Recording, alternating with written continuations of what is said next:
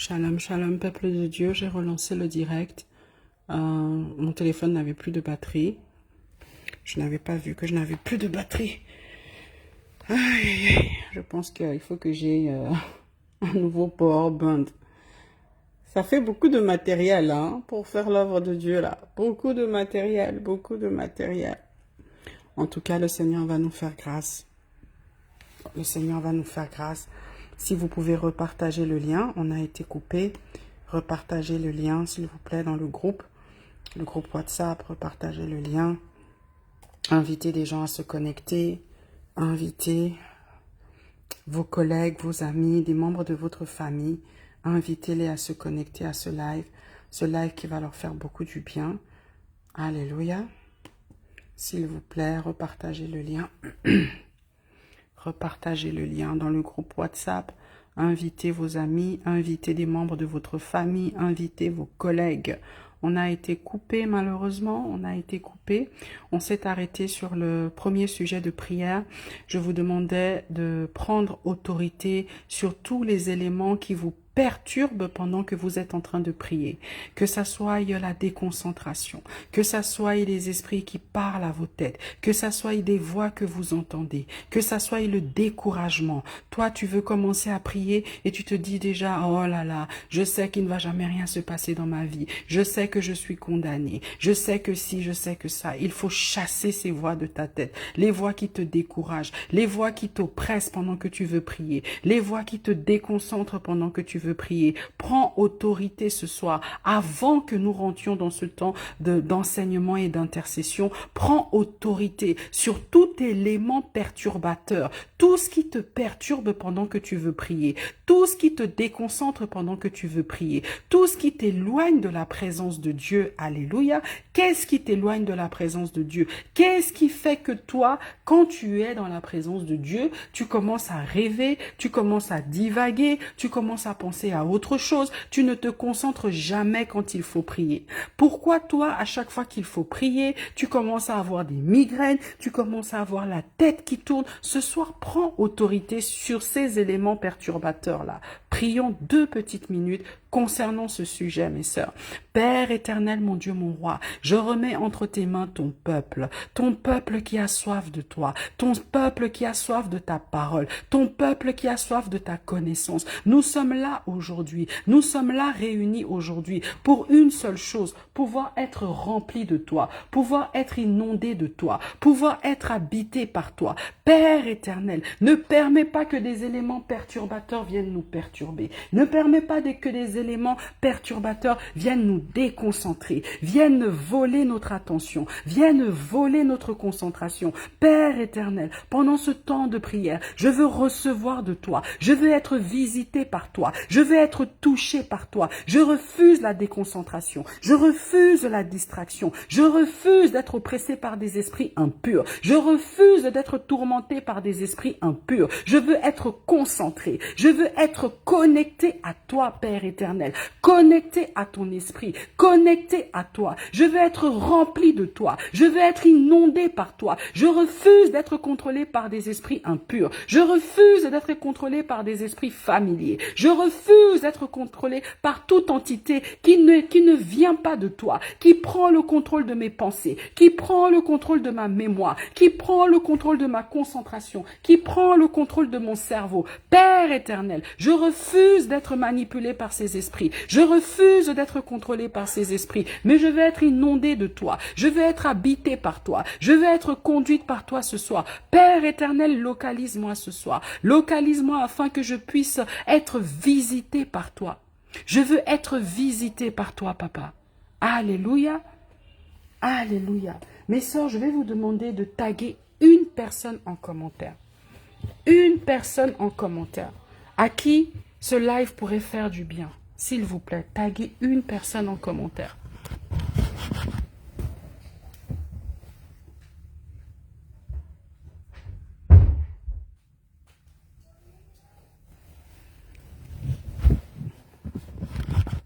Alléluia. Aujourd'hui, notre sujet d'enseignement, on va commencer à enseigner au sujet des prisons spirituelles. Les prisons spirituelles, les prisons spirituelles. On entend souvent parler des prisons spirituelles, mais est-ce que vous savez réellement qu'est-ce que c'est une prison spirituelle? J'ai partagé un verset biblique aujourd'hui dans la journée. Je vous ai demandé de méditer sur ce verset biblique que je vais lire maintenant. C'est Ésaïe 42, verset 22. Et c'est un peuple pillé et dépouillé. On les a tous enchaînés dans des cavernes, plongés dans des cachots. Ils ont été mis au pillage et personne qui les délivre. Dépouillés et personne qui dise restitue. Alléluia. Qu'est-ce que vous pouvez retenir de ce passage? Alléluia. Et c'est un peuple pillé et dépouillé. On les a tous enchaînés dans des cavernes, plongés dans des cages, et personne qui les délivre. Et point d'exclamation, dépouillés et personne qui dise restitue. Ésaïe 42, verset 22. Est-ce qu'une personne peut écrire ça en commentaire? J'ai même mis ça en image. On va se baser sur ce passage ce soir. Alléluia. Ésaïe 42, verset 22. Avez-vous médité ce passage? Qu'avez-vous tiré comme enseignement de ce passage? Qu'avez-vous tiré comme révélation de ce passage?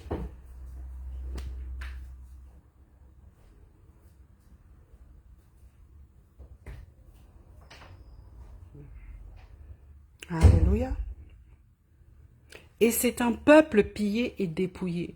Là, le Seigneur nous dit, qu'est-ce que la parole de Dieu veut nous enseigner? Qu'il y a des peuples qui ont le titre, l'identité d'être des peuples pillés et dépouillés. On les a enchaînés dans des cavernes, plongés dans des cajots. Ils ont été mis au pillage et personne qui les délivre. Dépouillés et personne qui restitue. Alléluia. Aujourd'hui, on va parler des prisons sataniques, des prisons spirituelles.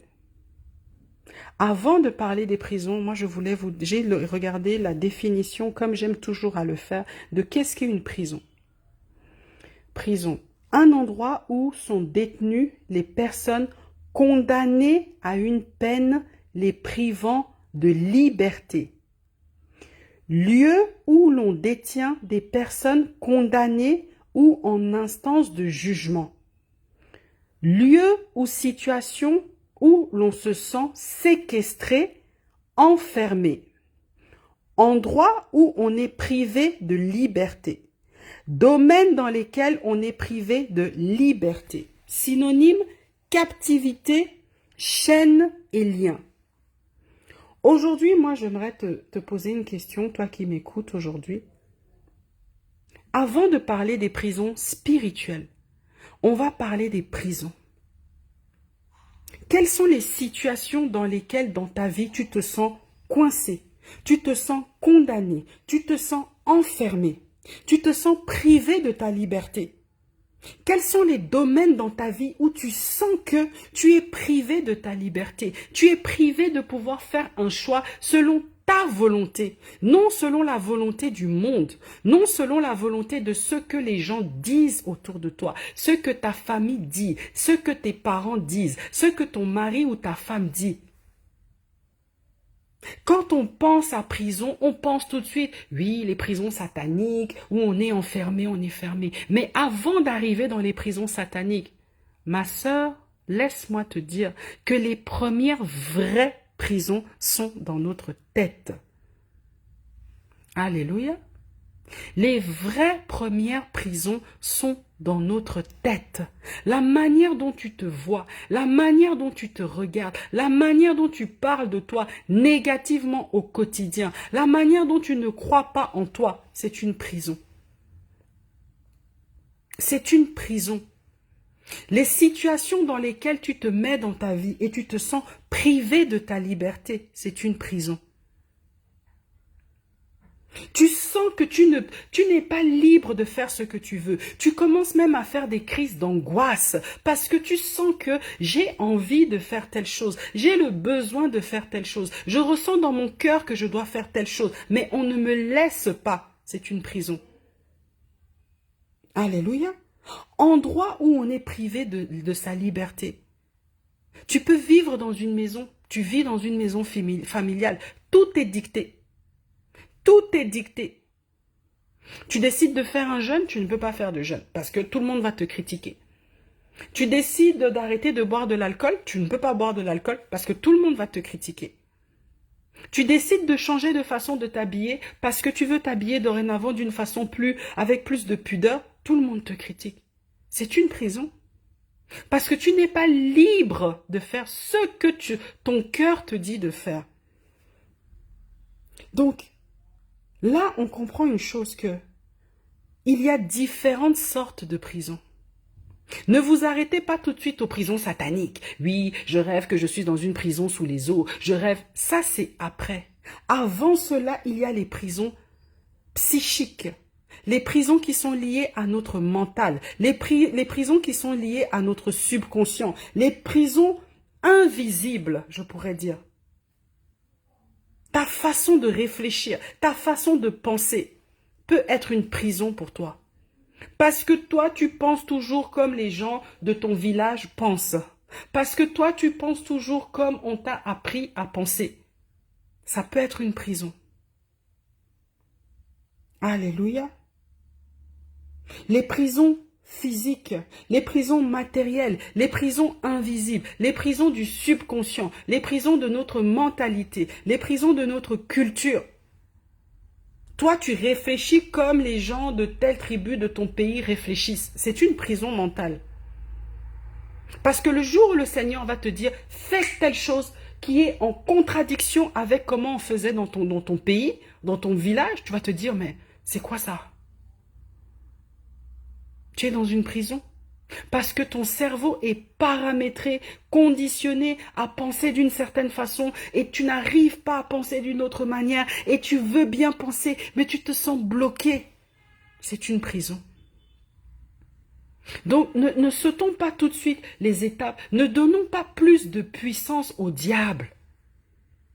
Parfois, notre propre problème, notre propre ennemi, notre propre démon, entre guillemets, c'est nous-mêmes, hein? Ne donnons pas trop de pouvoir au diable. Dis-moi un peu l'état de tes pensées. Parle-moi un peu de comment tu penses de toi, comment tu penses des autres, comment tu réfléchis au quotidien. Qu'est-ce qui se passe dans ta tête? Si on pouvait mettre une petite puce dans ta tête et savoir tout ce qui se passe dans ta tête, est-ce que tu estimes que tu es libre? Est-ce que tu estimes que tu es une personne qui est libre? Ou bien dans ta tête, c'est déjà enchaîné. Dans ta tête, c'est déjà configuré d'une certaine façon.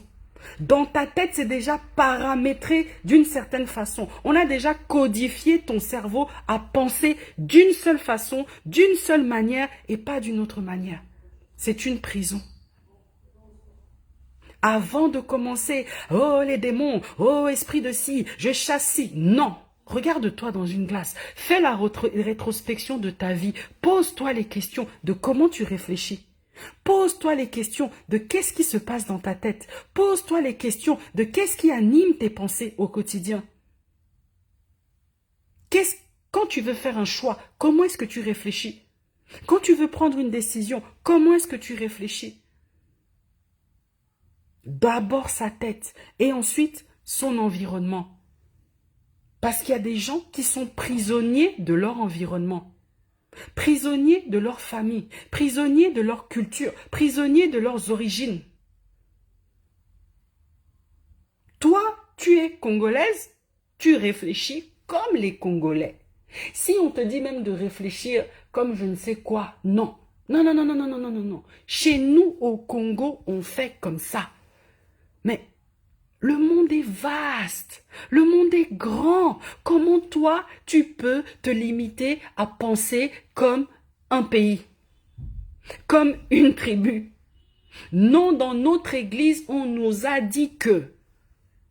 Non, dans notre école, dans l'école de commerce que j'ai eu à faire, on nous a appris que. Ton cerveau est lié. Ton subconscient est lié. Alléluia. Je vous ai partagé une vidéo l'autre jour. Et le Seigneur était triste parce que quand j'ai partagé cette vidéo, la nuit quand je dormais, le Seigneur m'a dit, tout le monde s'en fout de ce que je te donne comme message concernant la nourriture. Mais quand les gens vont être touchés, il ne faudra pas venir me chercher. Parce que toi, on t'a dit que quand un enfant est sage, il faut lui acheter des bonbons, il faut lui acheter du chocolat, il faut lui donner des jus, il faut aller l'acheter du McDo. Mais le Seigneur te dit que tout ça, c'est mauvais pour la santé de tes enfants. Le Seigneur te dit que tout ça, ça empoisonne tes enfants. Le Seigneur te dit que tout ça, c'est mauvais pour ta santé. Mais non, toi, à la télé, on t'a dit que les produits laitiers sont nos meilleurs amis. Le Seigneur te dit que non, un adulte n'a pas besoin de boire du lait. Nous sommes des mammifères. Dans toute la nature, il n'y a aucun mammifère adulte qui va téter les mamelles de quelqu'un d'autre pour prendre du lait. Mais non, toi, parce qu'on t'a dit les produits laitiers sont nos meilleurs amis pour la vie. Si ton cerveau est paramétré pour penser d'une manière, lorsque l'Esprit de Dieu va venir t'enseigner des choses, ça ne va pas passer dans ta tête. Ça va faire comme un blocus. Ton cerveau va être bloqué. Parce que le Seigneur va venir t'enseigner des choses parfois qui vont contre-courant de ce que le monde t'enseigne. À contre-courant de ce que le monde te dit. Tu vas te sentir même bizarre, marginalisé, parce que le Seigneur va te montrer des choses et toi tu vas te dire, mais je ne comprends pas en fait. Pourquoi le Seigneur me dit ça alors que si, alors que ça? C'est lui qui a créé ce monde. C'est lui qui a créé ce monde. Alléluia. Dans les prisons, on a les prisons qui sont qui viennent par exemple de notre famille. Pas dans le sens que ta famille a voulu t'emprisonner, non.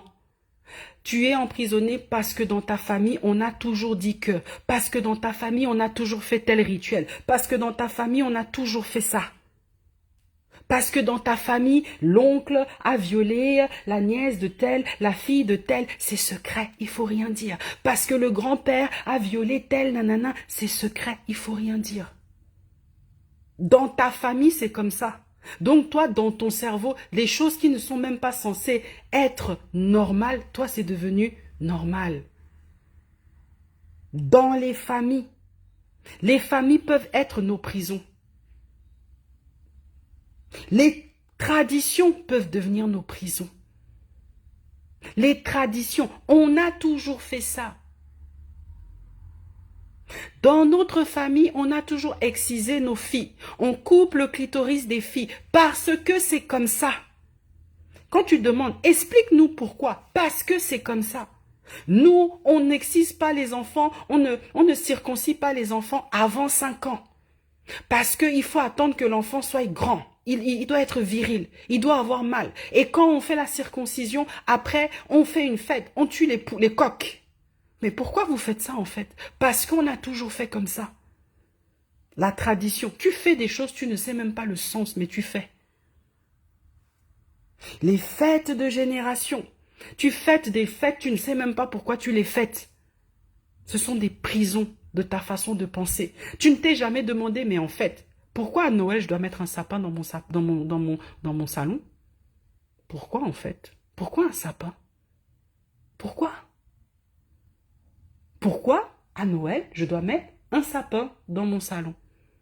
Et quand tu vas taper sur Google, signification du sapin de Noël, oui, à l'époque, les Celtes, chaque jour, chaque semaine, ils dédiaient ça à un arbre. Et le mois de décembre, tel jour, l'arbre qui tombe là, c'est le sapin.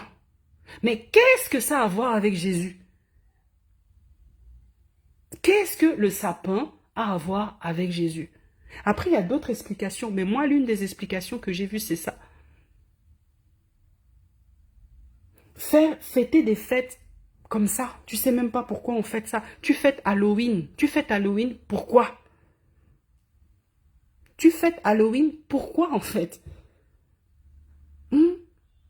La célébration des jumeaux. Oui, moi dans ma famille, quand une femme accouche des jumeaux, il y a des rituels à faire, il y a ci à faire, il y a ça à faire. Pourquoi tu dois faire ça en fait? Je ne sais pas. J'ai eu des jumeaux, ma grand-mère est venue faire ça. Pourquoi? Je ne sais pas. Prison. Le comportement. Le comportement. Je dois être influente sur les réseaux sociaux. Je dois être populaire sur les réseaux sociaux parce que c'est devenu la mode. C'est devenu la mode. Je dois ressembler à ci, je dois ressembler à ça, je dois être comme ci, je dois être comme ça. Il paraît que maintenant, pour être belle, il faut être comme Kim Kardashian. Si tu n'es pas comme Kim Kardashian, tu n'es pas une belle femme. Le comportement, ça c'est des prisons. Après, quand tu regardes ces femmes, tu te regardes, tu vois que tu ne corresponds pas du tout à ces femmes. Tu commences à ne pas aimer qui tu es. Tu n'aimes pas ton visage, tu n'aimes pas ton corps, tu n'aimes rien de toi parce que tu ne fais que regarder des femmes qui ne te ressemblent pas. Prison. Tu deviens prisonnière. Tu n'aimes plus ton image. Si tu ne mets pas de filtre, tu ne te sens pas belle. C'est une prison. N'allons pas chercher le diable là où il n'y a pas le diable. Nous-mêmes, parfois, on se met des prisons. Les maraboutages.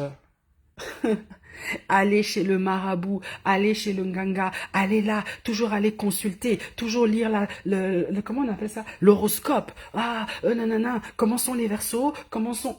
Prison. Tu ne peux pas sortir de chez toi si tu n'as pas lu ton horoscope. Prison. Tu ne peux pas rencontrer un homme si tu ne sais pas quel est son signe. Il faut d'abord que tu saches s'il est de quel signe. C'est une prison. Alléluia. La musique. Les musiques, les danses obscènes, les ci, les ça. Tu dois toujours être au courant des derniers sons, les derniers ci, connaître les dernières danses. Ah, ça, on danse comment? C'est comme si pour toi, c'est tellement important. Les tendances, les nouvelles tendances. Comment est-ce qu'il faut se coiffer? Comment est-ce qu'il faut faire ci? C'est quoi la tendance du maquillage actuel? C'est quoi la tendance de ça? Tu idolâtres les tendances, les modes, les ci, les ça. Dès qu'il y a un nouveau truc, il faut que tu t'habilles comme ça. Il faut que tu fasses ça. Dès qu'il y a une nouvelle forme d'ongles, il faut que je fasse les ongles comme ci. Ah, maintenant c'est les... Comment on appelle ça même? Les sourcils là. Les sourcils où il faut tatouer, faire je sais pas quoi, micro, machin. Il faut que je fasse ça. Ah, il faut que je... Les cils russes, les cils 4D, 6D, il faut que je fasse ça. Toi, les tendances te rendent esclave. C'est une prison. Alléluia. C'est une prison. Ah, dans notre famille, tous les premiers-nés meurent. Mais c'est quoi ça? C'est comme ça, tu perds ton bébé. Oui, c'est comme ça dans notre famille, nous, tous les premiers enfants, ils meurent. Alléluia. Les esprits invoqués. Oui, dans notre famille, on invoque tel esprit. Oui, dans notre région, on invoque tel esprit. Oui, si tu nais dans telle région, tu dois invoquer tel esprit. C'est l'esprit qui contrôle notre famille. Mais pourquoi tu dois faire ça? Je ne sais pas. C'est comme ça, on a toujours fait. Prison. Vous voyez que j'ai cité tellement de choses qui, au final, jouent le rôle de prison dans notre vie.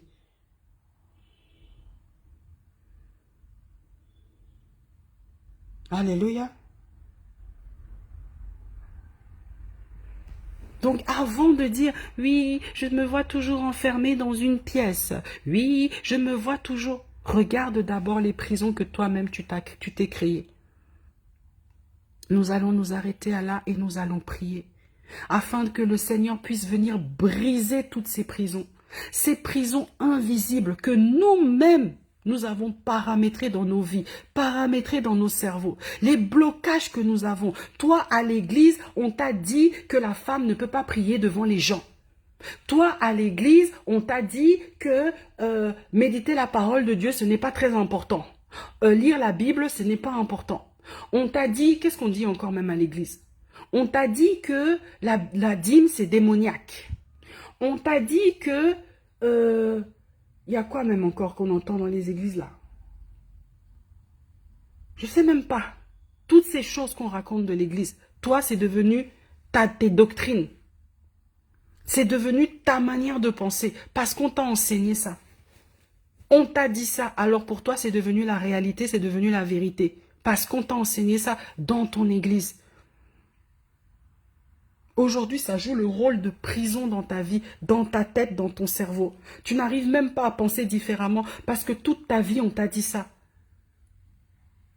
Toute ta vie, on t'a dit que c'est seulement les hommes de Dieu qui ont l'onction. Et toi, dès que tu commences à prier, tu sens une chaleur. Tu te dis, oh là là là là, c'est trop bizarre, j'arrête. Parce qu'à l'église, on t'a dit que l'onction, c'est seulement le pasteur. Dès que tu as des visions, tu ne comprends pas. Parce qu'on t'a dit que les visions, les prophéties, c'est seulement les prophètes. C'est ça qu'on t'a dit à l'église. Tes enfants sont malades, tu commences à harceler les pasteurs à gauche et à droite parce qu'on t'a dit que c'est seulement le pasteur qui peut imposer les mains. Alléluia. Tout ça, ce sont des prisons. Des prisons qui limitent notre façon de penser, qui nous ôtent la liberté. Un enfant de Dieu, c'est celui qui sait qu'il est libre. Tu es libre de toutes ces choses-là. Tu es libéré de toutes ces choses-là. Ces choses-là ne doivent pas te contrôler, contrôler ta vie, contrôler ta tête, contrôler ton quotidien, contrôler tes choix. Tu es libre.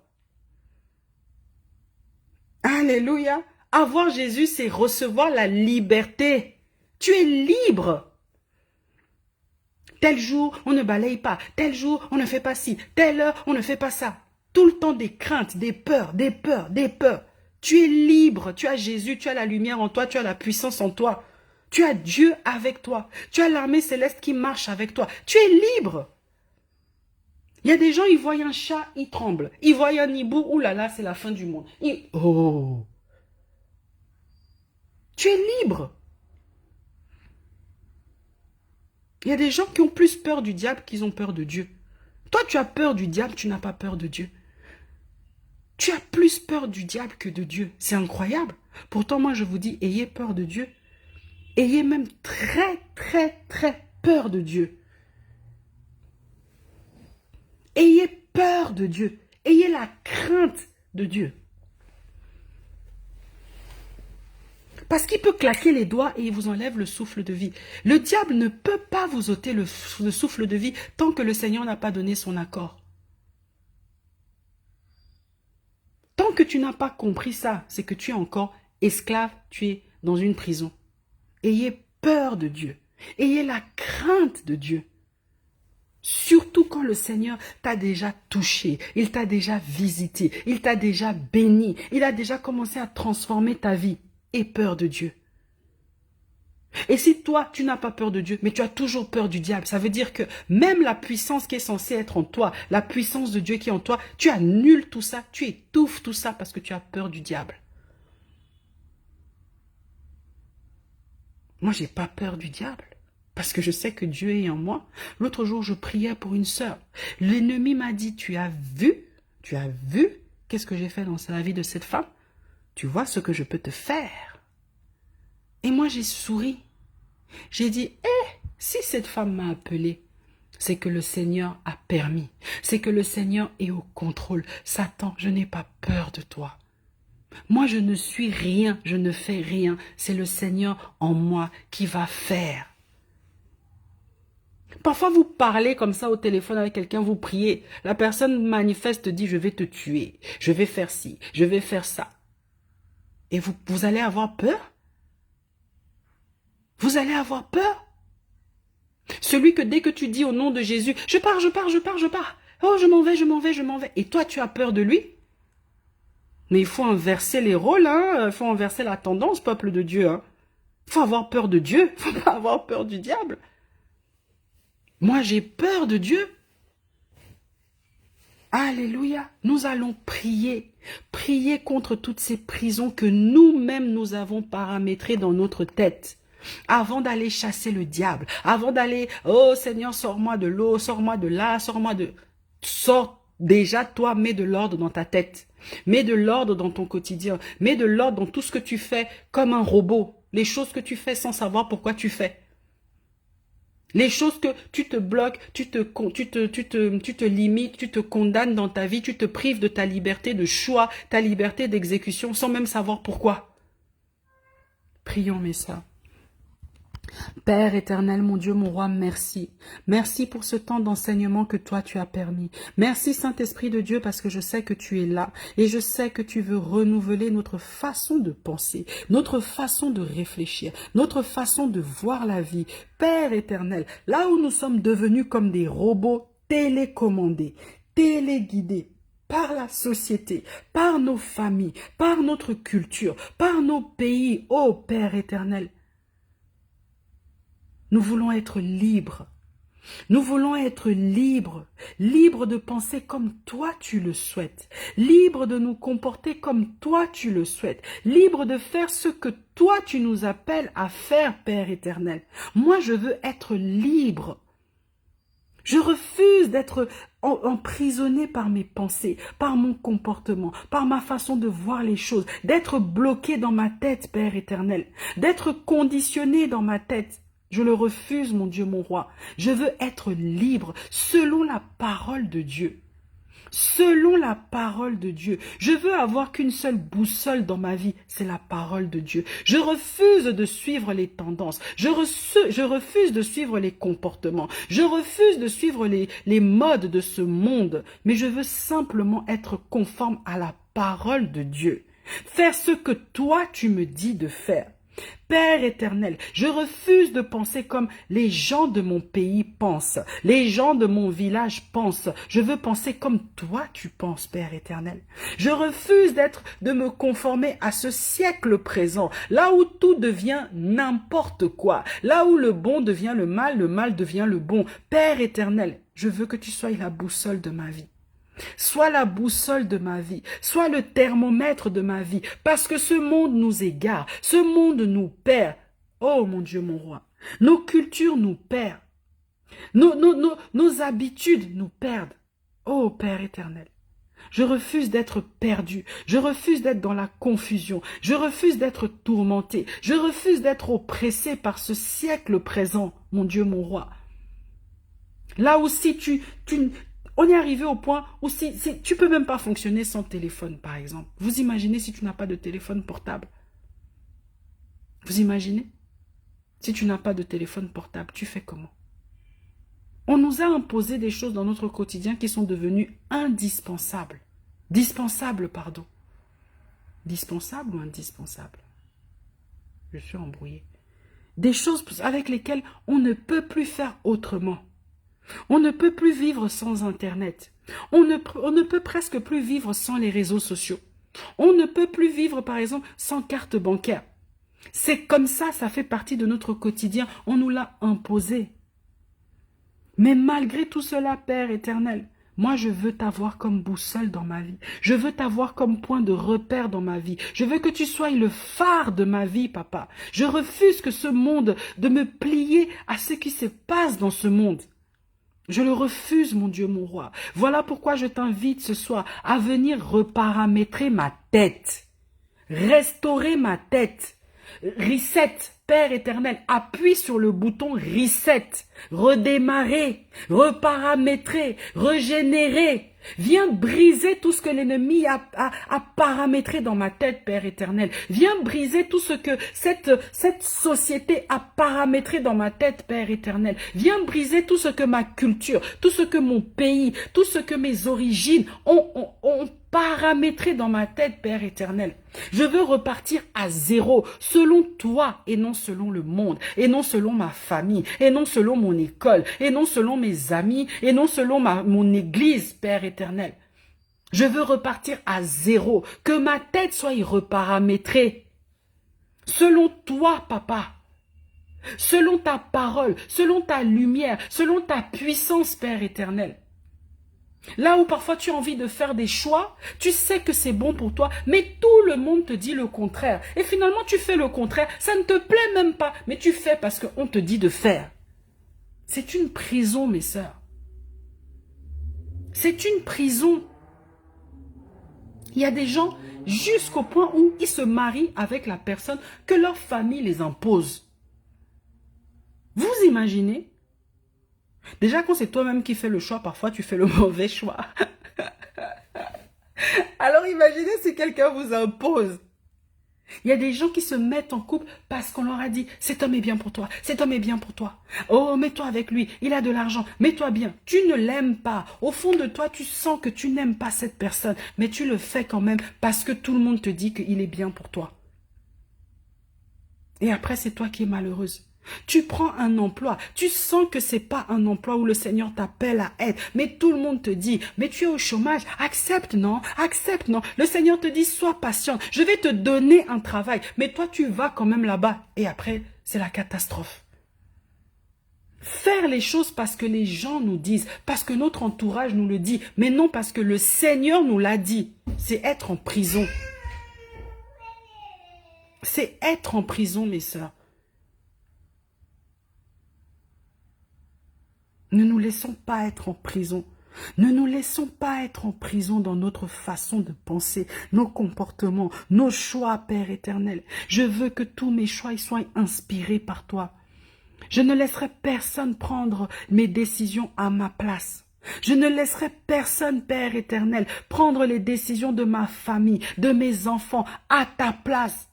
Père éternel, sois le conseiller de ma vie, le conseiller particulier, le conseiller privilégié de ma vie, Père éternel. Que tout choix que je dois faire dans ma vie, je dois d'abord te le soumettre, Père éternel. Et tant que je n'ai pas eu ta validation, je n'avance pas. Je n'avance pas. Moi, quand le Seigneur me dit « va », la manière dont je fonce, je ne regarde même pas à gauche, à droite ou derrière, hein. Quand le Seigneur me dit « va à tel endroit » ou « fais telle chose », ouh là là, l'assurance de ça. Je respire plus, hein.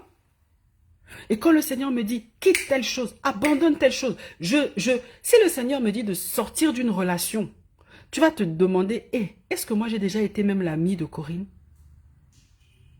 Tu vas même te demander ça, parce que la manière dont je vais te zapper, tu vas même te dire « mais cette femme, on s'est même parlé un jour. » C'est comme ça que je suis. Si le Seigneur me dit « va », je vais. S'il me dit « abandonne », j'abandonne. « Laisse », je laisse. C'est comme ça que vous devez être avec le Seigneur. Recherchez cette intimité. Mais toi, non. Dès que tu dois faire des choix, tu appelles ta meilleure amie, tu appelles ta sœur, tu appelles ta mère, tu appelles ta collègue. Et les 4 ou les 3 te donnent un avis contraire. Après, tu es perturbé. Ta copine te dit ça, ta mère te dit ça, ta sœur te dit ça, ta meilleure amie, je ne sais qui, te dit encore autre chose. Et c'est seulement en dernier lieu que tu vas dire « Eh Seigneur, en fait, qu'est-ce que je dois faire ?» Mais le Seigneur va te dire « Mais tu as déjà été demandé à tout le monde. Pourquoi tu viens me demander? Je suis la priorité dans ta vie. » Moi, et le Seigneur est jaloux, hein. Je suis la priorité dans ta vie. Quand tu veux faire un choix, c'est d'abord moi. Ensuite, les autres. Moi, je ne suis pas ta dernière carte. Moi, je ne suis pas comment on dit, la 5e roue du carrosse ou je ne sais quoi. Non. Je suis ton premier choix, ton unique choix. Il n'y a pas d'alternative avec le Seigneur. Il n'y a pas d'option B, d'option C. Non. C'est lui et personne d'autre. Et tant que tu n'as pas compris ça, ça veut dire que tu n'es pas entièrement soumise à Dieu. Alléluia. Gloire au Seigneur parce que je sais qu'il va faire du bien à beaucoup de gens ce soir. Voilà pourquoi je vais vous demander, mes sœurs, de partager. Partageons avant de nous quitter. Seigneur Jésus-Christ, merci. Merci parce que nous sommes privilégiés, privilégiés de pouvoir être tes enfants, de pouvoir être dans ta présence, de pouvoir recevoir de toi. Parce que je sais qu'aujourd'hui, mon Dieu, mon roi, ce n'est même pas moi qui parle, mais c'est ton esprit qui parle à travers moi. Je ne suis que ton simple instrument, Père éternel. Merci pour tout ce que tu fais dans la vie de toutes ces personnes qui sont connectées et qui vont encore se connecter. Aujourd'hui, nous avons prié concernant les prisons. Les prisons que nous-mêmes, nous nous sommes imposées dans nos vies, que ça soit par notre culture, notre famille, nos héritages, nos origines ou je ne sais quoi, Père éternel. Aujourd'hui, nous voulons briser les murs, briser ces murs que nous-mêmes nous avons montés, nous avons fondés, nous avons érigés autour de nos vies, Père éternel. Je brise toutes ces prisons, tous ces murs que j'ai pu paramétrer dans ma vie, qui m'empêchent d'être la personne que tu veux que je sois, qui m'empêche d'être la personne, la manière que je dois penser comme toi, Père éternel. Tout ce qui m'empêche d'être cette personne-là, tout ce qui m'empêche d'atteindre mes objectifs, d'atteindre cette destination, cette destinée que tu as prévue pour moi, Père éternel. Ce soir, dans ta présence, toutes ces choses viennent être brisées au nom puissant de Jésus-Christ. Père éternel, accorde-nous les révélations. Que toute personne qui va suivre ce live, Père éternel, que tu puisses commencer à ouvrir les yeux sur chaque mur, chaque prison, chaque pensée, chaque comportement qui fait office de prison dans nos vies. Père éternel, ouvre-nous les yeux. Permets-nous de recevoir des visions. Permets-nous de comprendre et de mettre de l'ordre dans nos vies. D'abandonner ce qui ne te plaît pas, d'abandonner les choses qu'on fait bêtement comme des moutons, comme des ânes, comme je ne sais quoi, parce qu'on a toujours vu qu'on faisait ça, alors on fait. Chaque chose, on va reprendre, on reprend à zéro. On reprend à zéro ce soir. On appuie sur le bouton redémarrer. On appuie sur le bouton redémarrer. Alléluia. Parce qu'on veut être reparamétré par notre propre créateur. C'est toi qui as le mode d'emploi de notre cerveau. C'est toi qui as le mode d'emploi de notre vie. Donc c'est toi qui peux venir nous reparamétrer. Allez, on redémarre le cerveau. Père éternel, redémarre ma façon de voir la vie, ma façon de penser, ma façon de réfléchir, ma façon de m'habiller, ma façon de prendre les décisions dans ma vie, ma façon d'éduquer mes enfants, ma façon de parler. Père éternel, viens redémarrer, viens régénérer, viens effacer tout ce que l'ennemi a paramétré dans ma tête, qui ne te lève pas, qui ne te plaît pas. Père éternel, redémarre. Je repars à zéro au nom puissant de Jésus-Christ. Alléluia. Si toi, tu ne veux pas repartir à zéro, tu veux rester la même, tant pis pour toi. Nous, on recommence à zéro. On redémarre notre cerveau. On appuie sur reset. Alléluia. Et on laisse maintenant l'Esprit de Dieu venir nous enseigner, venir nous inspirer, venir nous parler, nous chuchoter à l'oreille, nous dire ce que tu fais là, tu n'as pas besoin de le faire. Ça là que tu fais, tu n'as pas besoin de le faire. Attacher ton bébé né là, tu es obligé d'attacher la petite chaîne, comment on appelle ça, la petite corde autour de sa taille. Tu fais ça pourquoi? Prends le ciseau, coupe ça au nom de Jésus, tu jettes ça à la poubelle. Oh, quand l'enfant perd une dent, on doit mettre les petites dents sous le coussin pour que la petite souris vienne lui donner une pièce. Ah! Donne l'argent à ton enfant, tu dis tu as perdu une dent, ma fille, tu as grandi, tiens un cadeau, voilà, tu peux aller t'acheter un truc. Pourquoi tu as besoin de dire qu'il faut mettre sous le truc, la petite souris va venir donner la pièce? Est-ce que c'est la souris qui pourvoit la fortune? Vous allez vous dire, la sœur Corinne exagère. Non, c'est une façon de paramétrer ton enfant à croire que une souris peut venir lui donner de l'argent. C'est quoi le raisonnement? Moi, je faisais ça. Hein. C'est une fois le Seigneur m'a dit, mais t'es bête ou quoi? Mais pourquoi tu fais ça? Ah, j'ai toujours entendu ça. Mais pourquoi tu fais ça? Tu mets l'argent sous le coussin de ton enfant pour que le matin, tu dises que la petite souris est venue lui donner l'argent. Si tu veux féliciter l'enfant comme elle a franchi une étape, donne l'argent. Pourquoi tu dois dire que c'est la petite souris? Moi, vous savez, moi, quand le Seigneur m'enseigne des choses, parfois, je reste juste comme ça, je me dis, mais c'est vrai, en fait. Pourquoi on fait ça? Pourquoi on fait ça? C'est trop bête.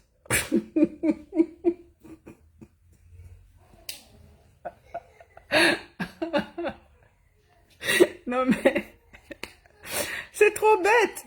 Je vous ai dit l'autre jour, j'ai témoigné que moi, j'aimais Noël. Noël, c'était ma fête. Et un jour, je priais dans mon salon, le Seigneur a dit, pourquoi tu as un hôtel dans ton salon? J'ai dit, quel hôtel? Ouvre les yeux, j'ouvre les yeux, devant moi, il y avait mon sapin. Pourquoi tu mets un arbre dans ton salon? J'ai dit, Seigneur, mais c'est Noël. C'est quoi Noël? Qu'est-ce que moi j'ai à voir avec cette fête?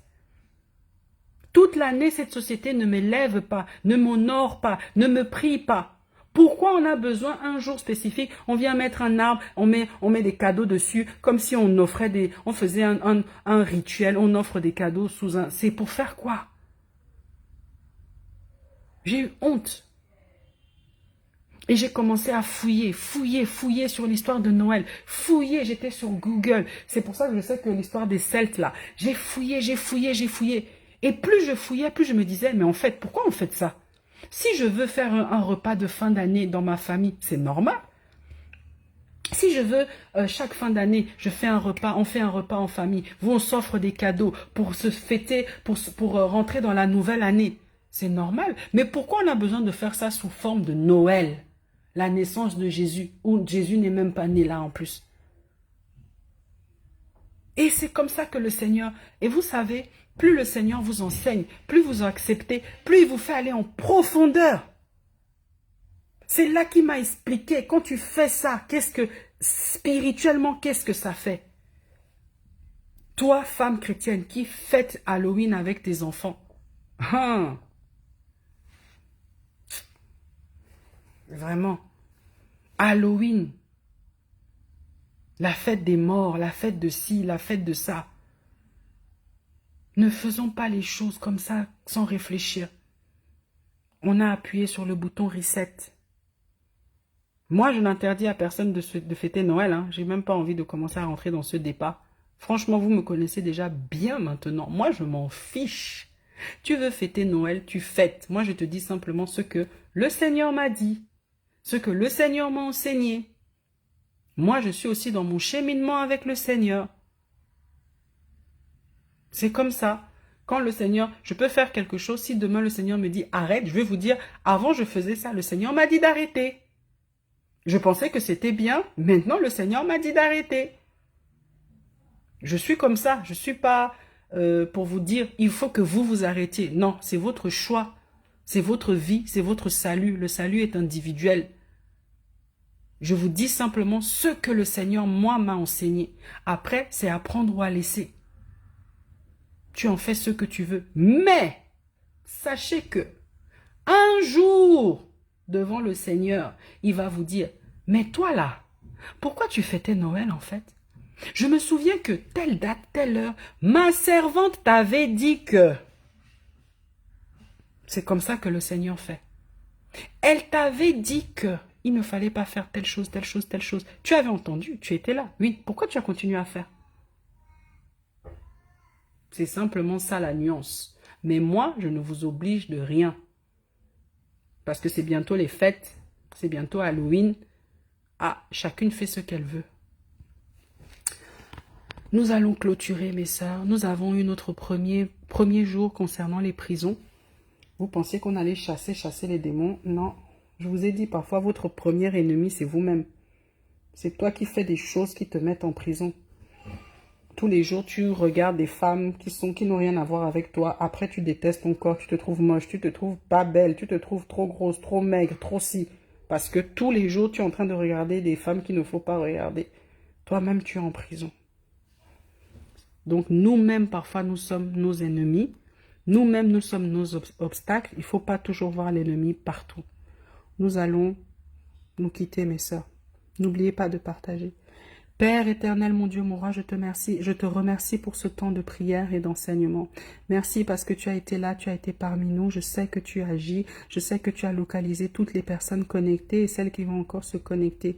Je sais que tu vas nous faire du bien, Père éternel. Je sais que tu brises les chaînes, tu brises les liens et tu permets aux écailles de nos yeux de tomber. Tu nous permets de voir les choses comme toi tu veux que nous les voyions. C'est comme si tu nous imposes des lunettes afin de voir la vie différemment, afin de repenser différemment, de réfléchir différemment. Et pour cela, Père éternel, nous te disons merci parce que c'est une grâce. Là où une multitude de personnes, des milliers, même des milliards de personnes sont en train de tomber dans les enfers. Nous, Père éternel, tu nous donnes encore la grâce de pouvoir faire un autre choix.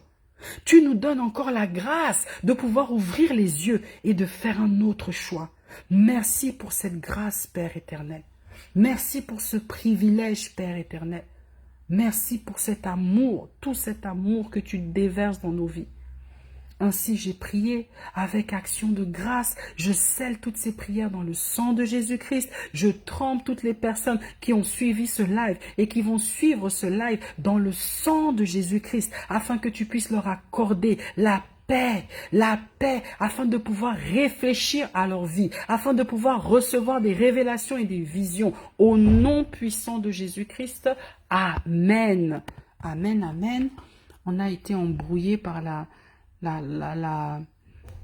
comment on appelle ça? On a été embrouillé par